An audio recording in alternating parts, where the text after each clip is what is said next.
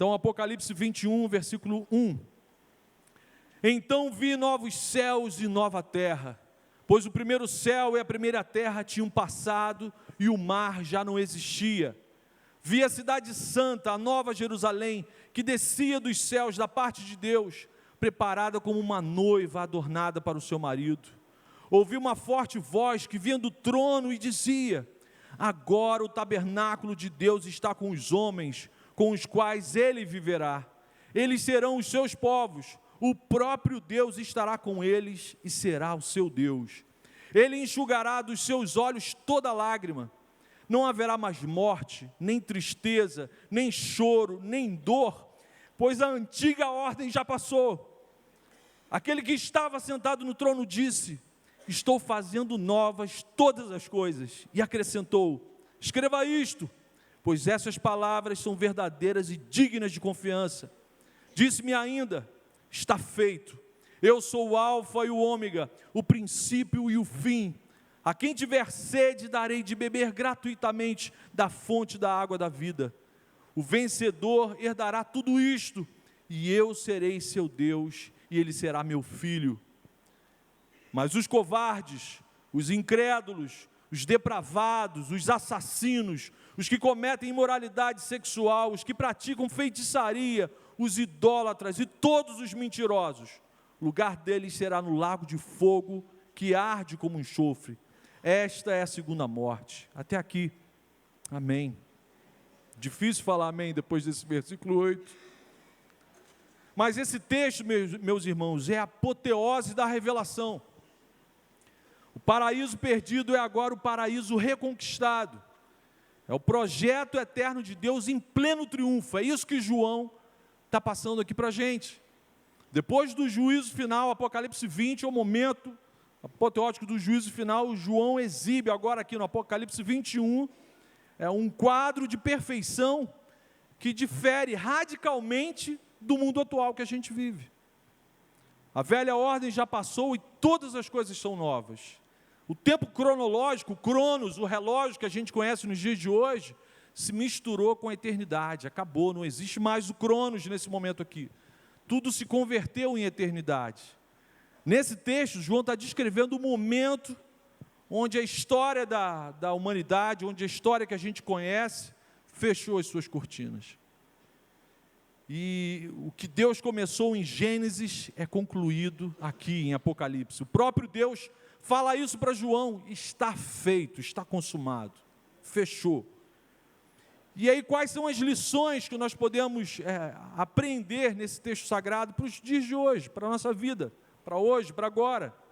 Então anote, por favor, em primeiro lugar,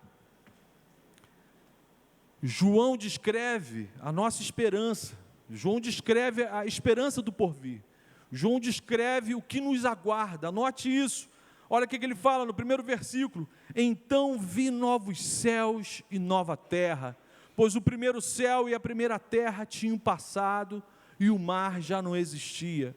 João inicia o texto revelando que a redenção promovida por Jesus alcançou não só a igreja, mas todo o universo. A natureza que estava escravizada pelo pecado da nossa humanidade, o apóstolo Paulo fala em Romanos 8 que aguarda, ansiosa, gemendo por esse dia da redenção. Aqui João a contempla totalmente redimida. João está falando do cosmos completamente transformado. E aí, quando ele escreve novos céus e nova terra, ele está usando uma expressão do idioma grego, onde a gente consegue entender, os estudiosos desse idioma entendem que não está dizendo ali nesse texto que Deus vai aniquilar o que ele já fez. O novos céus e nova terra não significa que Deus vai criar do nada, vai acontecer um Gênesis novamente. Não é isso. Em vez disso, a expressão grega que é utilizada por João nos informa, nos aponta que Deus transformará por meio de um processo que a teologia chama de glorificação, todas as coisas. Aquilo que aconteceu com Jesus ao terceiro dia, com o seu corpo, com a sua natureza, vai acontecer com todo o cosmos, com a sua igreja, com os salvos e com toda a criação. Assim como o corpo de Jesus foi transformado na ressurreição, assim nós seremos transformados e toda a criação será transformada. A redenção de Cristo vai alcançar plenamente todo o universo. Tudo o que foi afetado pela queda será redimido e transformado pelo poder do Senhor. Então a expressão novo céu e nova terra comunica uma ideia de que é algo efetivamente novo, mas que de um processo de continuidade, algo que continuou e que se transformou em algo absolutamente novo. Não é um Gênesis. Deus não estará fazendo algo do nada ou do zero. João revela que Deus está dando continuidade a um processo que estava em andamento. Não sei se isso vai te frustrar, né? Eu sou evangélico há 30 anos e cresci ouvindo céu, lindo céu, eu vou para o céu, nas mansões celestiais. E aí agora o pastor está dizendo para você que, não é bem assim não. E não é o pastor que está dizendo, é a palavra que está dizendo. O Novo Testamento procede do Velho Testamento. A nova aliança procede da velha aliança. O novo homem é a transformação do velho homem. Então, novos céus e nova terra é a união, é um estado de deleite, de plenitude que a gente vai experimentar. O que era o Éden? Eu falei há pouco tempo aqui na reunião dos casais. O Éden não era um lugar geográfico em si. O Éden era um estado de deleite, de comunhão plena do homem com seu Deus. Moisés, de uma forma poética, ele relata que Deus caminhava com o homem. É uma comunhão, uma intimidade, um pleno estado de deleite. E aqui João está usando essa mesma expressão. O novo céu e nova terra são qualitativamente diferentes do que a gente conhece hoje, mas é um processo de continuidade do nosso Senhor. É importante, quando você lê Gênesis, Deus fala que tudo que Ele fez é bom. Quando Ele fez o homem, Ele falou, isso é muito bom. Então, o estudo da palavra, a gente não consegue enxergar a necessidade ou porquê Deus aniquilaria todas as coisas para começar um novo Gênesis. E é isso que os estudiosos falam a respeito desse texto. Essa frase indica apenas que Deus vai fazer tudo absolutamente diferente do que a gente consegue imaginar. Por isso Paulo fala, são coisas indizíveis, inefáveis. Mas uma frase me deixou muito inquieto, quando eu li aqui nesse primeiro versículo. E o mar já não existia. Aí eu fiquei, Senhor, João deu o que é isso? Quase me deprimiu, como assim? Como que eu vou ficar na eternidade sem remar, sem pegar onda? Né? E aí, graças a Deus, pelos nossos irmãos que estudam a palavra, e aí os estudiosos dessa profecia atestam que o que João está falando aqui não está se referindo ao mar literal, mas sim as aflições, o sofrimento, a separação que o mar simbolizava para aqueles homens na antiguidade.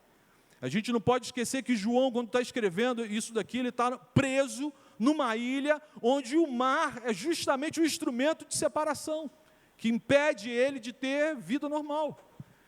Então, quando o mar não existia, não existe mais nenhuma forma de separação.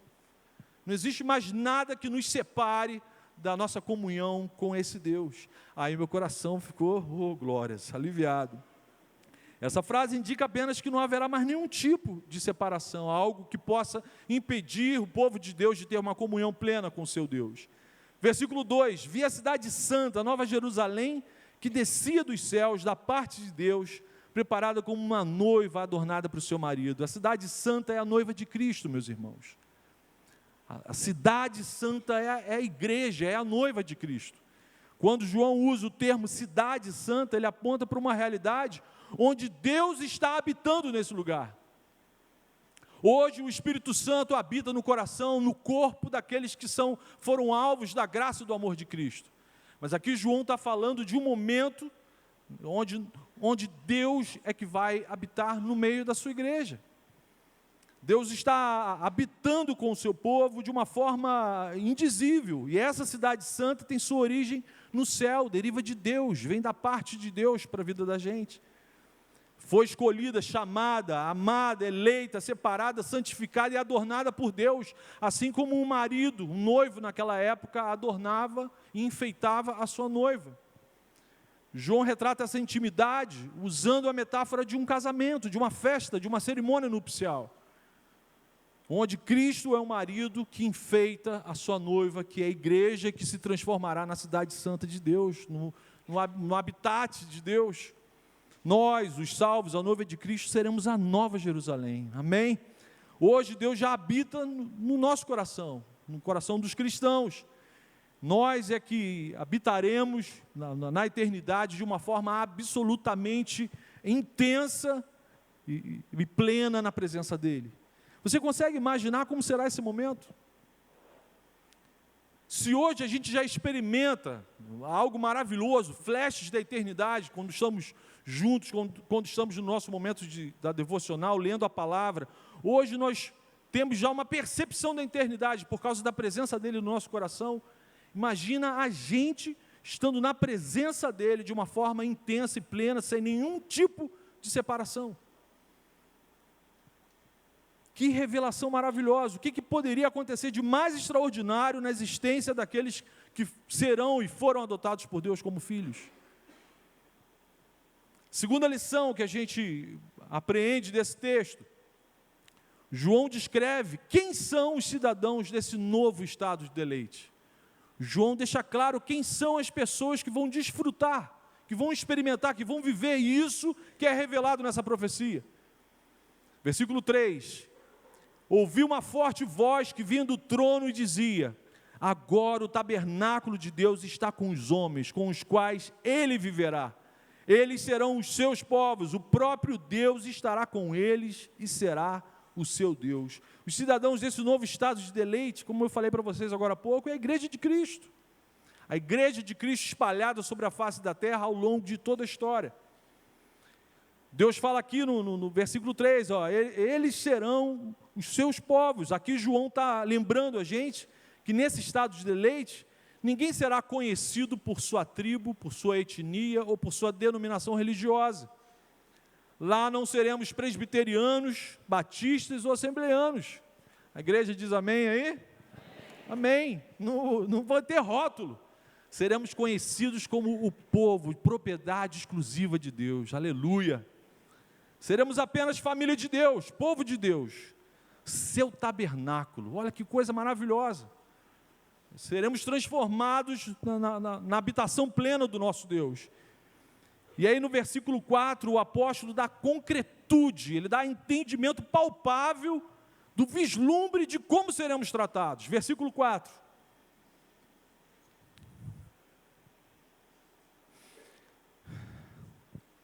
Ele enxugará dos seus olhos toda lágrima. Aleluia.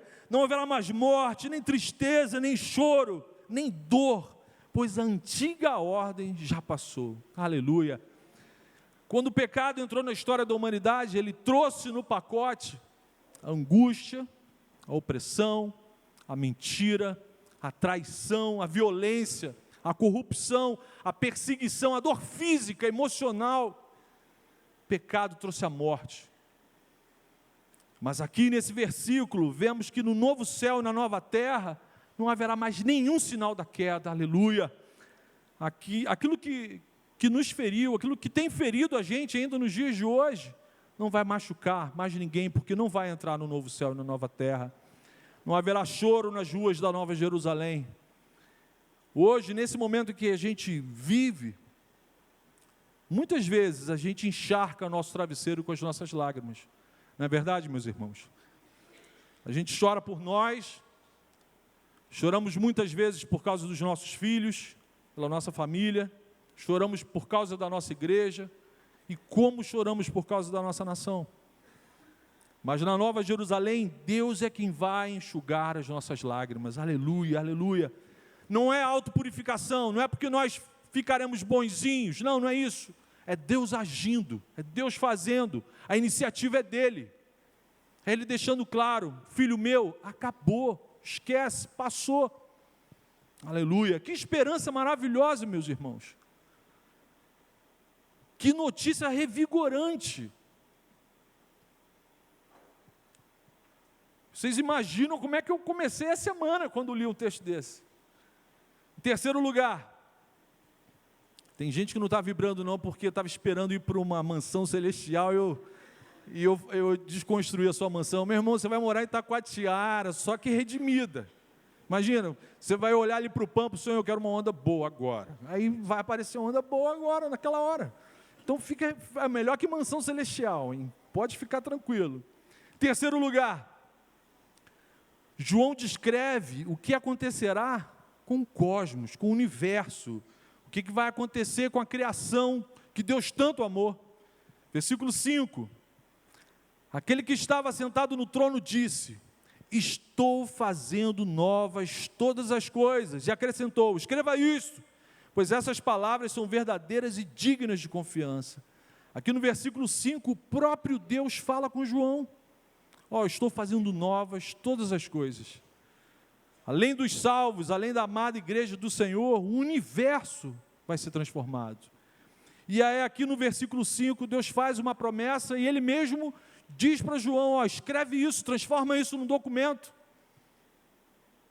Porque eu, em Cristo, serei o Senhor e o Redentor do mundo, do universo. De tudo aquilo que o pecado afetou, eu vou redimir, eu vou transformar. E aí versículo 6, disse-me ainda: está feito, eu sou o alfa e o ômega, o princípio e o fim. Deus, o eterno, que contempla tudo no agora, ao mesmo tempo que entrega uma profecia para João, ele já diz também: já aconteceu. Eu que empenhei a minha palavra, está consumado. É a terceira vez que o Senhor usa essa expressão: está feito, está consumado, tudo está feito. Tudo provém de Deus, tudo é ação que vem da parte de Deus para a vida dos seus. Ele planejou, Ele executou, Ele aplicou a salvação antes da fundação do mundo. Aleluia. E aí na segunda parte do versículo 6 ele diz, olha que coisa maravilhosa: a quem tiver sede, darei de beber gratuitamente da fonte da água da vida. Então todos os que têm sede serão saciados, o próprio Deus saciando o aflito. Todos os que buscam o Deus da vida o encontram. Todos os que vão até Cristo, Cristo o acolhe. É isso que Deus está expressando aqui. Não é por causa dos nossos, não são por causa dos nossos méritos, por causa das nossas obras, mas pela graça, pelo dom gratuito de Deus para a vida da gente. O conforto ou alívio, a água da vida é dada gratuitamente pelo Senhor ao sedento. É Deus quem oferece isso, através de Jesus Cristo. Então, meu amigo, se você está aqui, hoje à noite, e ainda não provou dessa água da vida, peça isso ao Senhor. Peça isso ao Senhor. Não estou fazendo a você um convite para a participação de uma expressão religiosa, de uma instituição religiosa. Não é isso. O que a palavra está te convidando aqui é para você tomar um passo que vai mudar só a sua eternidade. Já começa a mudar hoje, a sua vida hoje, agora, mas vai ecoar para toda a eternidade.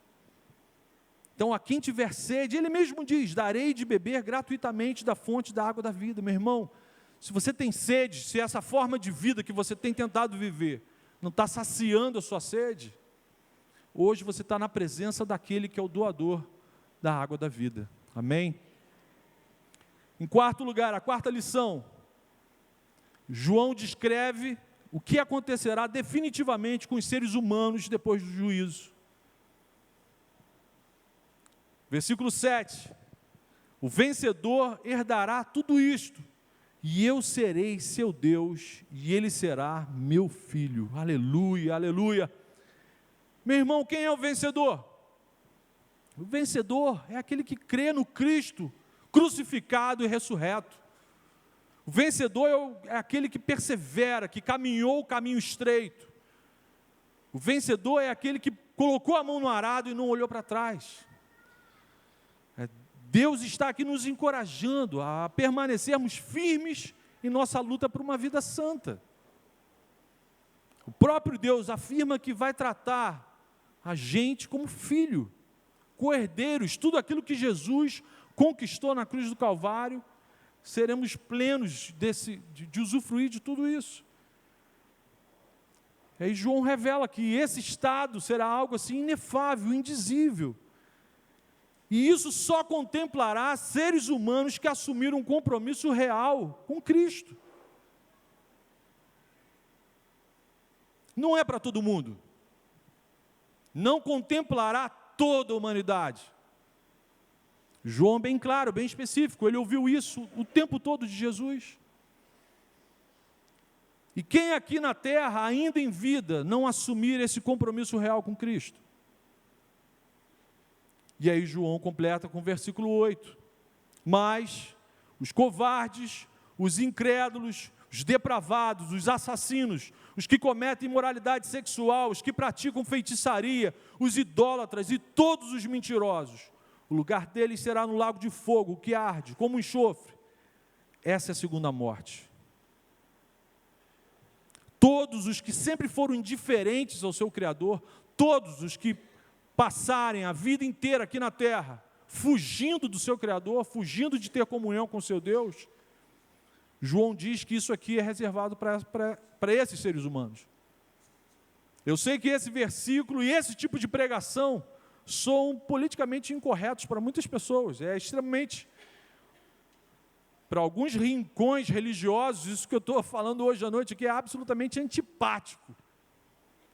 Mas entre ser politicamente simpático e ser verdadeiramente bíblico, você já sabe qual a opção que eu fiz, né?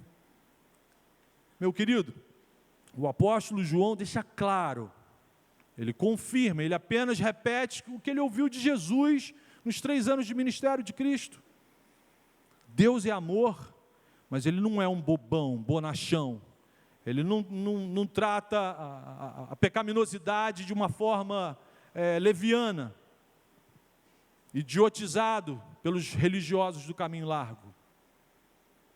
A eternidade não é Disneylândia gospel, onde é só entrar na fila que vai entrar. Existe um contraste radical de tudo que João está apresentando no início desse capítulo com esse versículo 8. Um contraste radical do que vai acontecer com um povo que se reconheceu pecador e que passou a seguir a Cristo, que passou a andar no caminho estreito. É um contraste radical com o povo que passou a vida inteira aqui na terra fugindo de Cristo. Meu irmão, se a Nova Jerusalém é um estado de pleno deleite, de uma experiência indizível, esse tal lago de fogo é muito pior que o piscinão, né, daquele bairro. Pensa aí num bairro muito ruim, que tenha piscinão. Esse lago de fogo é pior que esse piscinão. Será um estado radical de pleno horror e sofrimento eterno. E em corpo. Não é um ectoplasma, não é uma fumacinha que vai estar lá, não são almas penadas, não. São seres humanos conscientes, em corpo, físico, conscientes de quem são, do que fizeram e por que estão ali. E para que não se tenha nenhum tipo de dúvida, João escreve uma lista das figuras que jamais farão parte do reino de Deus. E aí esse texto é maravilhoso porque ele desconstrói, ele desbanca, ele humilha esses religiosos que pregam e ensinam a heresia do universalismo. Eu não sei se você já ouviu com esse termo técnico, mas universalismo são esses equivocados que ensinam para as pessoas que Deus, no seu imenso amor, na sua maravilhosa graça, vai salvar todo mundo. Se bobear, até Satanás vai ser salvo também. E vai passar a eternidade brincando de Lego com você e com seu filho. João aqui está desconstruindo isso tudo. E aí ele não quis passar rapidinho por isso não, ele foi dando o nome, foi caracterizando. Engraçado, o topo da lista de João são os covardes. São aqueles que fugiram das consequências de confessar o nome de Jesus. Os covardes são aqueles que tiveram a plena consciência de que Jesus é o caminho, a verdade e a vida, mas decidiram deliberadamente não assumir, não vou correr risco de ser perseguido, eu não quero correr risco de perder a amizade, os prazeres do mundo, não dá para mim. Os covardes. Gente que não teve coragem de assumir, que sabiam de fato que só Jesus é o caminho, a verdade e a vida. E aí depois vem os incrédulos. Os incrédulos são aqueles que rejeitam a oferta gratuita do Evangelho. Os incrédulos são aqueles que têm raiva de Jesus. Deus para eles não é um delírio, Deus para eles é um fantasma que assusta, que oprime, que causa horror neles. Os incrédulos são aqueles que decidiram trilhar o próprio caminho. Se transformaram eu sou a medida de mim mesmo e acabou, não vou me submeter a nenhum outro ser. Aqueles que vivem como se Deus não existisse. Mesmo os que se dizem crentes. Porque dentro das igrejas cristãs, das instituições cristãs, tem muito incrédulo. Tem muito ateu funcional. Sabe o que é isso? É a pessoa que diz que é crente, fala que é crente, tem cara de crente, canta musiquinha de crente, mas vive como se Deus não existisse. Isso é ateu funcional, isso é incrédulo. E aí João continua, os depravados, aqueles que perderam a vergonha, o pudor, e se entregam abertamente aos vícios do mundo. Concupiscência dos olhos, concupiscência da carne, soberba da vida. São aqueles que vivem para servir os seus desejos plenamente destituídos da glória de Deus. Esses são os depravados. E aí vem os assassinos. Aqueles que atentam contra a vida do seu semelhante por um motivo torpe. São aqueles que tiram a vida das pessoas com armas ou com a língua, ou com um desvio de verbas. São aqueles que tiram a vida das pessoas, martirizando essas pessoas. Todos aqueles que martirizaram cristãos ao longo da história e não se arrependeram disso, os assassinos. Todos aqueles que, por causa do desvio de verbas, crianças morreram, pessoas morreram. Está aqui na lista, os assassinos. Os que cometem imoralidade sexual. São as pessoas que praticam deliberadamente todo tipo de distorção, de perversão sexual. Os viciados em pornografia, os adúlteros, os pedófilos, os estupradores, os promíscuos, passivos ou ativos. São todos os que pervertem a beleza da sexualidade que Deus constituiu. E não sei se você já reparou, leia a sua Bíblia com cautela, como que Deus dá atenção a essa questão da nossa sexualidade.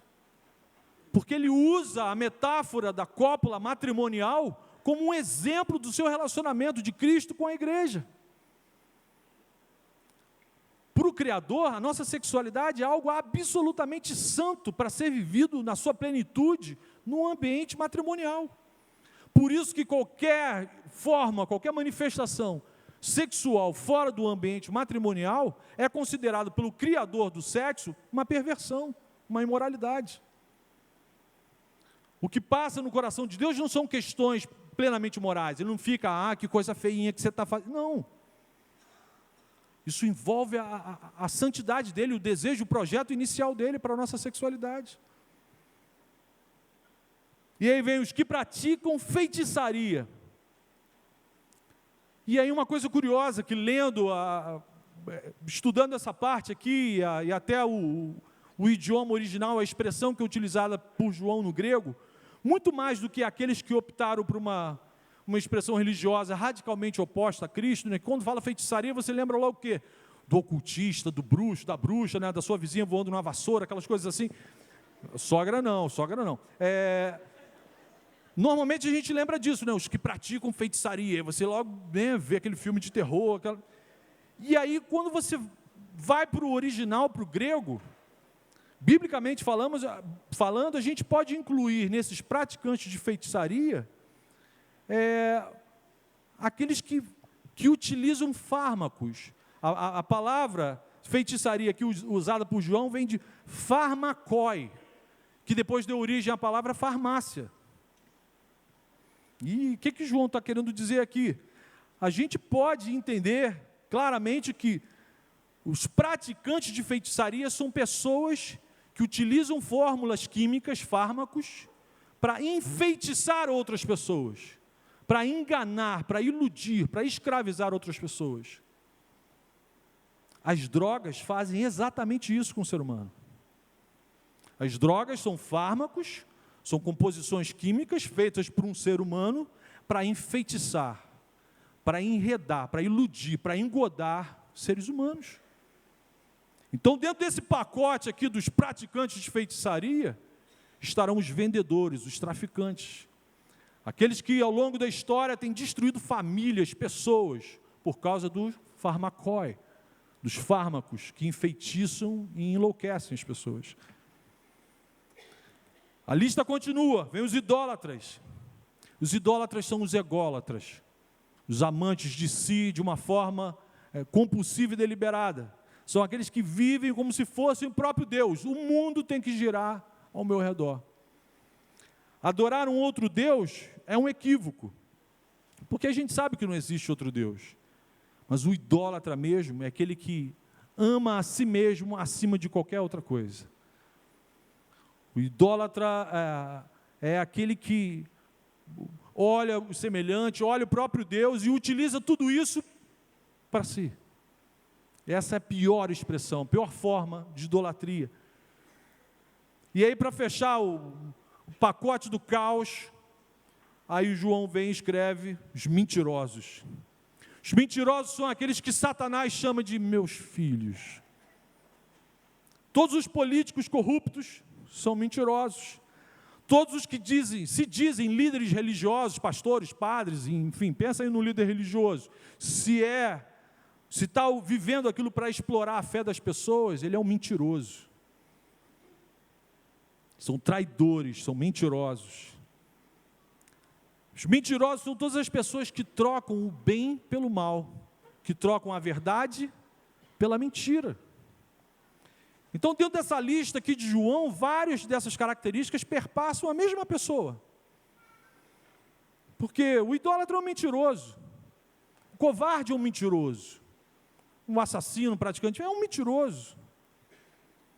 Todos esses seres humanos amantes dessas práticas sofrerão a segunda morte, que é a morte eterna. E em outros textos vão falar que esse tal lago de fogo, assim como enxofre, não é também um lugar, uma geografia específica. O inferno, da forma clássica como a gente conhece, que no grego significa lixeira. Inferno, lixeira. O inferno será vigiado, assistido, constituído pela presença de um Deus irado, santo, mas irado. Quem vai administrar esse lago, que vai passar aquela peneirinha, né? Na piscina a gente passa a peneirinha. Eu não sei o que ele vai passar, mas que Deus vai passar aqui. Deus que vai administrar o sofrimento desses seres humanos. Você que me ouve, se identifica com alguma dessas características? Se você ainda me ouve, ainda há esperança para você, meu irmão. Meu amigo, antes de eu me entregar radicalmente a Jesus, eu acho que eu tinha todas dessas características aqui. Não matei ninguém com arma de fogo, mas assassinei muita gente aqui, ó. Mas quando o sangue do Cordeiro, aleluia, quando o sangue do Cordeiro te lava, te purifica de todo pecado, ele te cura, ele te salva. Salva de quê? Antigamente eu perguntava a Jesus, Jesus salva a gente de quê? Eu não estou perdido, eu sei onde eu moro. Jesus salva a gente, da nossa loucura, do nosso próprio mau caminho, da ira santa de um Deus santo e justo. Meu amigo, muito melhor que ouvir a voz do Marcão é ouvir a voz de Cristo. Ouça a voz do bom pastor, ele está aqui hoje à noite. A palavra de Deus me garante que ele está passeando aqui no nosso meio. Fala isso para ele, fala, Deus, olha só, isso que o Marcão falou aí agora, tem uma porção de coisa aí que eu me encaixo nisso, Senhor. Muda a minha vida, muda a minha história, muda a minha eternidade, Senhor. Eu quero te conhecer, só que de outra forma. Porque a Bíblia fala isso, todo ser humano vai conhecer Deus, vai contemplar Deus face a face. Só que é melhor estar no versículo 7, meu irmão. Aplicação, ainda não acabou, segura aí. Fala para o seu irmão aí, coragem, faltam só mais 20 pontos. Não, brincadeira. Aplicação, como é que a gente transforma isso em prática diária? O que a gente vai fazer com essas informações no nosso dia a dia? Meus irmãos, a pregação sobre o céu nos apresenta, assim, diversas aplicações para a nossa vida hoje. E aí, como bom presbiteriano, eu consegui definir só três. Primeira aplicação, a esperança do porvir tem que ajudar a gente a se alegrar no Senhor e a enfrentarmos o sofrimento. Amém? Essa esperança, disso que João revelou aqui para a gente, tem que animar a gente, tem que renovar a alegria da salvação, tem que encher a gente de um gás que vai fazer a gente passar pelas tempestades. Paulo fala isso em Filipenses 4, o apóstolo Paulo, mesmo no corredor da morte, ele estava numa prisão romana, que não é nada parecido com isso que a gente tem nos dias de hoje, onde as pessoas pegam sol, tem banho de sol, tem isso, aquilo, não, era uma prisão romana. Paulo estava no corredor da morte, esperando só a execução da sentença. E aí Paulo fala em Filipenses 4, versículo 4, alegrem-se sempre no Senhor. Novamente direi, alegrem-se. Olha o que está esperando vocês, olha o que vocês vão experimentar. Olha que coisas indizíveis vocês vão experimentar com o próprio Deus, alegrem-se. Versículo 12 de Filipenses 4, ele diz, sei o que é passar necessidade. Eu sei o que é sofrer. E ele, em uma outra passagem, ele fala, eu carrego no meu corpo as marcas desse sofrimento. Tem vergão, tem cicatriz para tudo quanto é lado, eu sei o que é sofrer. Mas alegrem-se sempre no Senhor. E aí em Romanos 8, versículo 18, ele diz o seguinte para aquela igreja, considero que os nossos sofrimentos atuais não podem ser comparados com a glória que em nós será revelada. Aleluia, aleluia. Meu irmão, isso tem que vibrar o seu coração. Isso tem que renovar a sua alma. Isso tem que fazer você olhar para os seus sofrimentos com outros olhos. Se isso não mexe com você, você fala, Senhor, me incendeia, Senhor, eu estou com algum problema, o pastor falou que eu tenho... Você tem que se emocionar mesmo. Segunda aplicação, a esperança do porvir nos ensina a lutarmos diariamente contra o pecado, contra o diabo e contra o mundo. A esperança do porvir tem que me fazer cada vez mais santo, não acomodado. Deus vai fazer tudo novo, o pastor falou que eu não vou para a mansão celestial, mas já deu uma dica, vou peitar com a tiara, tá bom? Não é isso. Você tem que continuar a sua vida de busca de santidade, lutando contra o seu pecado, lutando contra as estratégias do mal e contra esse mundo distorcido. Meu irmão, o vencedor é o que crê. É o que crê em Cristo, na fidelidade de Cristo, na santidade de Cristo. É o que caminha o caminho estreito.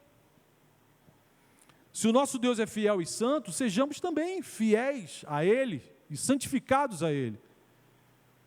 Não faça parte da lista de Apocalipse 21, versículo 8, por favor. Se arrependa da sua vida longe de Jesus e viva hoje como se você já estivesse na Nova Jerusalém. Amém? Esse é o desafio do cristianismo, esse é o convite que Cristo faz para a gente. Você não precisa esperar o porvir, viva hoje, como se você já estivesse na Nova Jerusalém. Jesus nos enviou o Espírito Santo, Jesus nos enviou o seu Consolador, então é possível sim, vivermos hoje nesse estado tendo flashes da eternidade na nossa vida diária. 2 Pedro, capítulo 3, o apóstolo fala o seguinte, portanto, amados, enquanto esperam essas coisas, que eu acabei de ler para vocês, no Apocalipse 21, empenhem-se para serem encontrados por Ele, por Jesus, em paz, imaculados e inculpáveis. Então a palavra de Deus nos exorta, nos estimula a vivermos de uma forma santa, inculpáveis e em paz, para sermos encontrados assim por Jesus. Terceira aplicação, a esperança do porvir tem que nos livrar do medo da morte. O cristão não pode ter medo da morte. A esperança do porvir, disso tudo que a gente vai experimentar, tem que livrar a gente do medo da morte. O cristão não celebra a morte, a gente não se alegra com ela, a gente não dá festa quando um irmão morre. A Bíblia fala que nem quando o ímpio morre, Deus se alegra. Mas hoje, em Jesus, nós não devemos mais ter medo da morte. Ela é que morreu de medo ao ver Jesus nascer. Jesus venceu a morte. Amém? O cristão, ao fechar seus olhos aqui nessa existência, imediatamente após ele abre os seus olhos na presença de Deus, na presença de Cristo, nos braços de Cristo. Eu sei que em várias metáforas, várias expressões de linguagem, fala, o santo adormeceu, aí o irmão adormeceu, mas Jesus, na cruz do Calvário, graças a Deus por essa passagem maravilhosa, ele olha conversando com um dos ladrões, e o ladrão se reconhece pecador, se arrepende e fala para Jesus, Jesus, quando entrares no teu reino, lembra-te de mim. E aí Jesus, o que ele fala para aquele homem? Hoje mesmo você vai estar comigo no paraíso. Você vai saber quem você é, você vai saber onde a gente está e você vai me reconhecer. Então, um cristão, quando morre, não vai dormir, não vira fumacinha, não fica numa sala de espera vendo o programa lá da Bernardo, não. Aí isso dá tristeza. Vamos mudar essa parte da pregação? Não, o cristão, quando morre, ele já abre os seus olhos num outro tempo, nos braços de Cristo, aguardando esse momento da glorificação do seu corpo, da sua carne. Filipenses 1, versículo 20, no mesmo livro, a mesma carta, o apóstolo Paulo, preso, fala isso, espero que em nada eu seja envergonhado. Ele sabia que ele ia sofrer, que ele ia ser executado pelos romanos. Pelo contrário, com toda a determinação de sempre, também agora, nesse momento, Cristo será engrandecido em meu corpo, quer pela vida, quer pela morte. Porque para mim o viver é Cristo e o morrer é lucro. Então, um cristão não tem que ter medo da morte. Conclusão, o pastor vai terminar. Irmãos queridos, em nossos tempos de dor, é maravilhoso, é reconfortante saber que em muito breve a gente vai experimentar isso que João viu. Amém? Em muito breve a gente vai estar na maravilhosa presença do nosso Deus e seremos plenos para sempre. Sabe o que é ser pleno para sempre? É não ter mais sensação de falta alguma de nada. Seremos plenos para sempre. E aí esse tempo, onde a gente ainda sente dor, onde a gente ainda sente vontade de chorar, onde a gente chora mesmo, por causa de uma série de razões, esse tempo está chegando ao fim, meus irmãos. Amém? Nosso Senhor Jesus está voltando. Aleluia. Feche seus olhos, vamos orar. Senhor, muito obrigado, Senhor, pela esperança do porvir, Senhor. Muito obrigado, Senhor, pela esperança dessa revelação, disso que acabamos de ler na Tua palavra, Senhor. Quero Te pedir, Pai, que o Senhor nos ajude na nossa luta diária por uma vida santa, Senhor, imaculada, inculpável, Senhor. Quero Te pedir também, Senhor, que o Senhor revele o Teu amor, que o Senhor lave com o Teu sangue aqueles que ainda não Te conhecem, Senhor. E que o Senhor prepare a sua igreja para a sua volta, Pai. Como diz a Tua palavra aqui, que sejamos encontrados pelo Senhor, inculpáveis, Senhor, em paz, santificados pela Tua palavra, Senhor. Muda a nossa forma de ver e de viver a vida, muda, Senhor, a nossa forma de nos relacionarmos uns com os outros, Senhor. Muda, Senhor, muda a nossa humanidade, Pai, muda a gente, Senhor. Eu Te peço isso em nome de Jesus. Amém, amém, aleluia.